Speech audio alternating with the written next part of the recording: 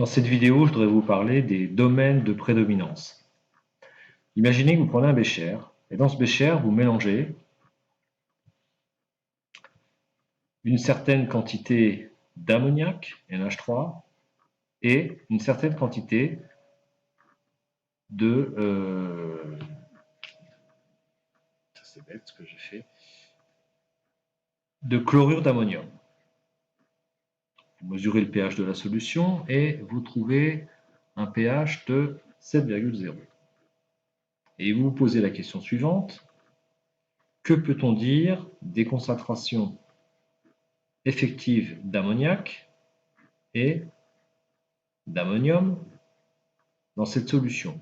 Je m'intéresse à ces deux espèces chimiques parce que, en fait, elles sont liées. Il s'agit d'un couple acide-base. On a vu dans le cours précédent que la relation à connaître par cœur qui reliait le pH au pK était la suivante: le pH égale au pKa plus log de la concentration de base sur acide. Le pK de ce couple vaut 9,2. C'est une caractéristique de ce couple.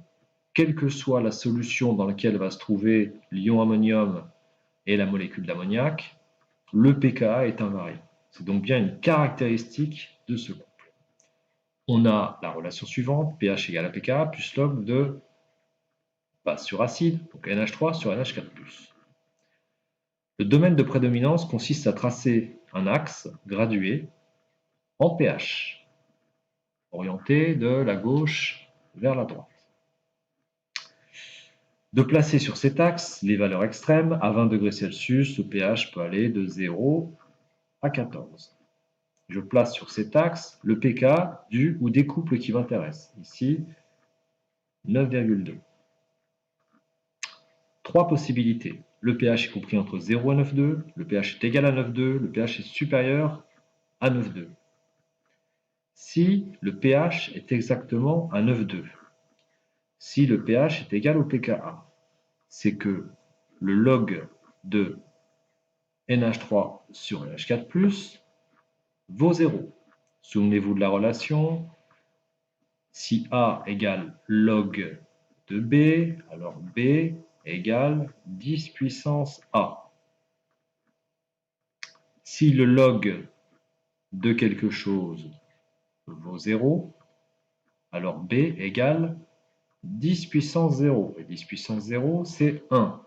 Ça signifie donc que si le pH est égal au pKa, la concentration de NH3 sur celle de NH4+, vaut 1. Elles sont identiques. Donc pour pH égale à 9,2, on peut écrire que la concentration de NH3 effective, réelle dans la solution, est égale à celle de NH4+.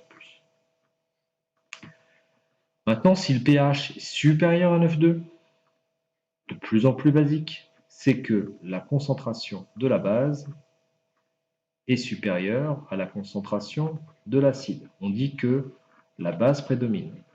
Si le pH est inférieur à 9,2, se rapproche vers des valeurs extrêmement acides, c'est que la concentration de l'acide du couple est supérieure à la concentration de la base du couple.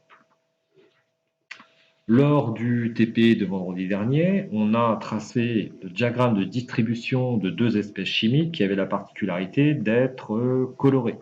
On peut faire la même chose ici de manière parfaitement théorique puisque les deux espèces ne sont pas colorées. Lorsque le pH est très acide, je peux représenter le pourcentage dans ma solution d'espèces acides. Pour des pH très proches de 0, l'espèce chimique est essentiellement présente sous la forme de NH4+. Plus je me rapproche du pKa, plus ce pourcentage est faible. Et pour un pH supérieur au pKa, la concentration de NH4+, devient de plus en plus faible, donc le pourcentage devient très proche de 0.